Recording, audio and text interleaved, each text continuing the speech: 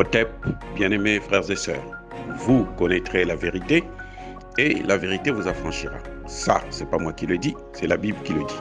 Mais moi, je vous dis mieux. Vous connaîtrez la vérité historique, notamment celle de vos ancêtres kémites, et vous aurez une vision globale de ce que c'est que la vraie souveraineté politique. J'ajoute, vous reviendrez à la spiritualité africaine ancestrale et vous comprendrez les enjeux de l'indépendance économique. Et pour terminer, vous accepterez votre identité culturelle kémite et vous obtiendrez deux choses. La première, c'est la paix. La seconde, c'est le développement, à une condition. L'unité de toute l'Afrique noire, l'unité de tous les Noirs du monde entier.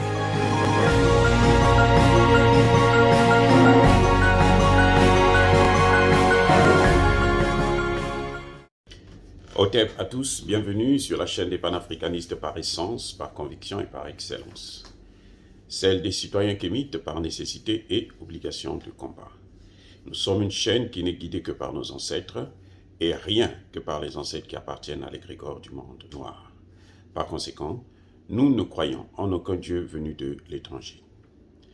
Toutefois, cette vidéo n'est aucunement destinée à inciter ni à la haine ni à la violence, car nous menons un combat qui est d'abord et avant tout spirituel, ensuite il est politique, géopolitique et géostratégique. Contre l'impérialisme, le colonialisme, le néocolonialisme et l'endocolonat, sur la base du principe fondamental que nous avons hérité de nos ancêtres kémites, qui est celui de la Mahat, c'est-à-dire vérité et justice. Vous êtes donc en droit de connaître la vérité et nous avons l'obligation de vous dire la vérité et rien que la vérité, afin que justice soit rendue au continent africain. Et c'est ça notre modeste contribution dans cette noble lutte en faveur de la souveraineté, la dignité et l'unité africaine.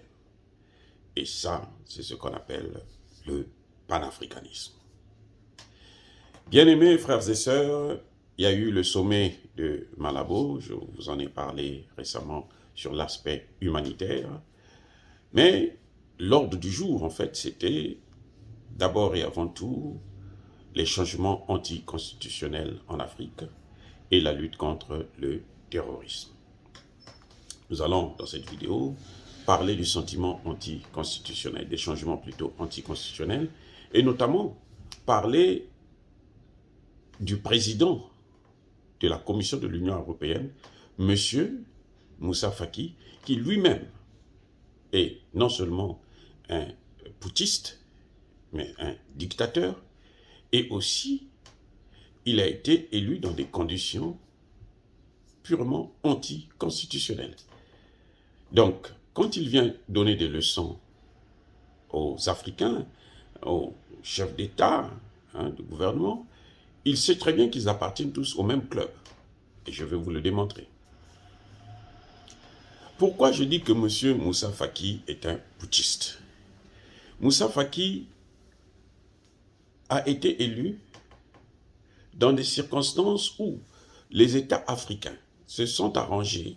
Vous savez que l'Union africaine, c'est l'union des chefs d'État, ce n'est pas l'union des populations africaines, c'est l'union des chefs d'État.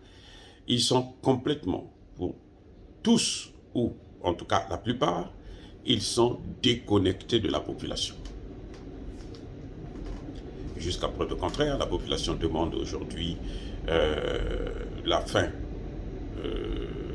du franc CFA et puis l'expulsion des bases militaires françaises en Afrique. C'est ce qu'ils ne font pas tous. Voilà.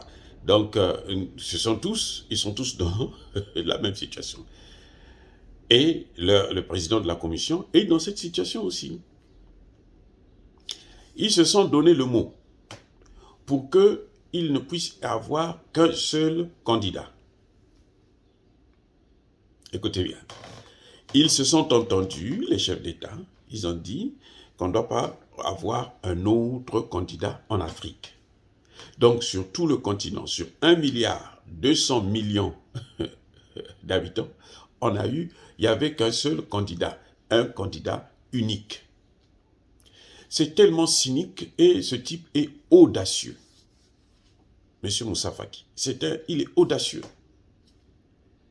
il vient parler des changements anticonstitutionnels, certainement pour viser le Mali qui est aujourd'hui en porte-à-faux avec la France, qui est en train de mettre la France en déroute, hein.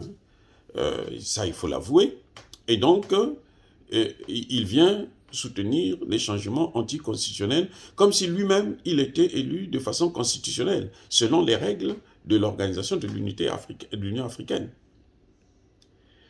Et je dis ça pourquoi? Parce que moi-même j'ai postulé pour ce poste. Vous savez, pour obtenir un poste comme celui-là, vous ne présentez pas votre candidature individuellement. Vous présentez votre candidature à votre État, et c'est votre État qui pose votre candidature. C'est l'État qui pose votre candidature. Et l'État ne peut pas poser votre candidature s'il ne vous soutient pas. Et ça passe d'abord au niveau national, quand le pays, le gouvernement vous soutient. Le gouvernement donc envoie, pour mon cas, au niveau de l'Afrique centrale, de telle sorte que les chefs d'État et de gouvernement de l'Afrique centrale puissent soutenir ma candidature, et ça évolue jusqu'à l'Union africaine. Et cette campagne, en fait, c'est l'individu, le candidat, et son président ou son gouvernement qui mène campagne pour faire en sorte que leur candidat puisse être élu. Vous voyez, donc la procédure, elle est très simple. Et moi, quand j'ai posé ma candidature, officiellement, j'ai écrit au ministre des Affaires étrangères du Congo, je suis allé au Congo, rencontrer le Premier ministre de l'époque, et à plusieurs reprises, je me suis rendu compte que, en fait, il me l'a dit de façon diplomatique, que les dés sont joués, on ne peut pas avoir un candidat au Congo. J'aurais dû comprendre qu'on ne puisse pas soutenir ma candidature s'il y avait un autre candidat que le gouvernement avait présenté. Non. Et je ne suis pas le seul dans ce cas. Puisque notre sœur Arikana, le docteur Arikana, a été aussi candidate et elle a subi les mêmes situations où on a bloqué sa candidature.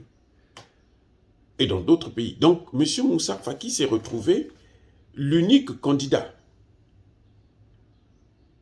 Et que donc, le vote pouvait être en sa faveur. Il n'y a pas eu de démocratie, il n'y a pas eu de débat. Il n'y a pas eu de choix. On n'a pas donné un choix à l'Union africaine entre plusieurs candidats. Il n'y en avait qu'un seul candidat qui s'est présenté et c'est ce candidat qui devrait évidemment être élu. Donc ça c'est ce qu'on appelle un coup d'État institutionnel. Et oui, c'est un coup d'État. Ce n'est pas normal. En plus, pour quelqu'un qui a un bilan qui est complètement nul, je dis bien nul, puisque Moussa Faki n'a rien fait. Mais donc pourquoi je dis que Moussa Faki c'est un dictateur? C'est un dictateur parce que ce monsieur s'est arrangé, il a décidé seul, par exemple, de prendre d'accepter Israël comme membre observateur de l'Union africaine.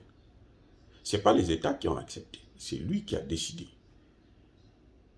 Ce n'est pas de son pouvoir. Il devait le faire avec l'accord des États. C'est les États qui il prend la candidature et présente auprès des États. Et les États sont divisés à ce sujet. Et il y a pire. C'est que M. Moussa Faki va nommer le docteur Arikana, que je citais tout à l'heure, ambassadrice de l'Union africaine à Washington. Pendant que madame est en train de travailler, elle va découvrir justement que l'Afrique francophone donne 500 milliards de dollars chaque année à la France, gratuitement. Donc la France bénéficie, les Français vivent sur le dos des Africains. Et elle va dénoncer cela, que ce n'est pas normal, cette forme de colonisation, cette rançon de la colonisation, comme la rançon qu'on a imposée à Haïti. C'est la même chose. Nous continuons à la payer, c'est payer les frais de la colonisation, de l'esclavage. Et quand elle a dénoncé ça, c'est Emmanuel Macron qui va, le même jour, appeler Moussa Faki pour dire que cette dame-là, je ne veux plus la voir là. Je ne veux plus la voir là. Et, vous savez quoi? Moussa Faki, le même jour, a viré cette dame de son poste d'ambassadrice de l'Union africaine à Washington. Voilà ce qu'on appelle la dictature. Donc, de quoi parle Moussa Faki quand il arrive à Malabo? En parlant des changements anticonstitutionnels, de la dictature et autres. De quoi parle-t-il? Oui, en voulant attaquer le Mali, parce que le Mali ne fait que chercher à affirmer sa souveraineté, protéger le respect du peuple malien. C'est tout ce que le Mali demande. C'est tout ce que Assimi Goïta demande. Et Assimi Goïta, en tant qu'État indépendant, souverain, il a le droit de coopérer avec la Russie. On ne peut pas lui interdire de coopérer avec la Russie. Et on ne peut pas organiser faire tout un remue-ménage pour un État sur 54 qui est en train de faire ce que le peuple, son peuple demande et ce que la jeunesse africaine demande. Parce que ce que fait Assimi Goïta, c'est ce que fait la jeunesse, ce que veut la jeunesse africaine. C'est pour ça qu'il est devenu une référence, une icône au niveau de l'Afrique. C'est pour ça, ce n'est pas parce que Assimi Goïta est colonel ou il a fait un coup d'État, non. C'est parce que ce qu'il fait, c'est en fonction de la demande. C'est par rapport à ce que veut le peuple malien. Vous vous souvenez que ce peuple, avant que le coup d'État, ils ont marché pendant plusieurs mois. Chaque vendredi, après la messe, il y avait toujours une démonstration de force de la population demandant le départ de Ibeka et puis demandant à ce que les choses puissent changer, notamment la lutte contre le terrorisme. Et qu'est-ce qui s'est passé? C'est là que les militaires, Assimi Goïta a pris ses responsabilités pour éviter le chaos, puisque 80% du territoire était déjà occupé par la France et ses alliés terroristes. Il fallait donc arranger, mettre un bémol. Voilà, bien-aimés frères et sœurs, ce qui montre que M. Moussa Faki, s'il veut parler des changements anticonstitutionnels en Afrique, il doit d'abord commencer par nettoyer sa propre maison. Et pire encore, qu'il sache, puisque je pense qu'il a oublié ça, que c'est lui qui est allé avec Emmanuel Macron adouber le fils Idriss Déby qui a pris le pouvoir de façon aussi anticonstitutionnelle. Donc ils sont tous les deux là, ils sont tous deux tchadiens, donc ils sont tous les deux une équipe de tchadiens anticonstitutionnels. Mais maintenant je vais vous dire pourquoi il y a ce jeu, ce petit jeu de la France encore. Parce qu'aujourd'hui la France est en train de constater que Idriss Déby a des difficultés. De plus en plus, le sentiment anti-français est en train d'évoluer au Tchad. Et c'est clair que ça ne va pas s'arrêter. Donc, pour le stopper, il faut quelqu'un d'autre. Et ils sont en train de préparer la relève. Voilà tout. Donc, ne vous fiez pas à ce discours nul et cru, parce que les vrais problèmes de l'Afrique, ce n'est pas cela. Les vrais problèmes de l'Afrique, ce n'est pas de s'attaquer aux changements anticonstitutionnels, mais de s'attaquer aux causes des changements anticonstitutionnels. C'est-à-dire le terrorisme qui a été emmené en Afrique par la France et ses alliés occidentaux. Notamment, après avoir détruit la Libye, après avoir tué Kadhafi, c'est là que le problème a commencé en Afrique, en Afrique de l'Ouest notamment, dans le Sahel. C'est ça le problème. Ce sont les causes d'abord. Il faut s'attaquer aux causes. On n'est pas des médecins qui viennent sans faire le diagnostic et puis vous injectez, vous donnez des comprimés à boire, ainsi de suite, sans savoir de quoi vous souffrez. Non.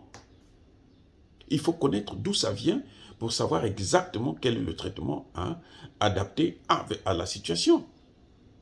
Et c'est ça que Moussa Faki, malheureusement, ne fait pas parce que bien entendu, il est guidé, il est sous la tutelle de la France, qui, avec ses alliés, paye 80% du budget de l'Union africaine. Donc, ce sont des gens, des flatteurs. Et qu'il faut maintenant que l'Union africaine puisse penser à avoir son autonomie financière.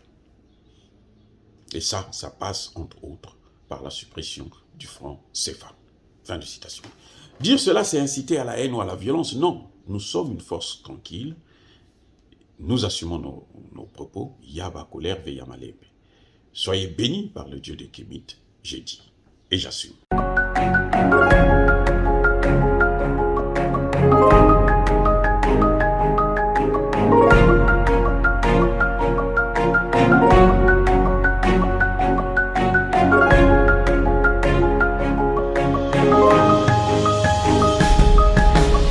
Eux, ils marchent par la foi et non par la vue.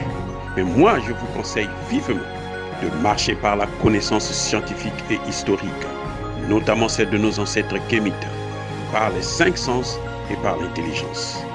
Otep, vive l'Afrique éternelle et que Dieu vous bénisse. Abou Apia.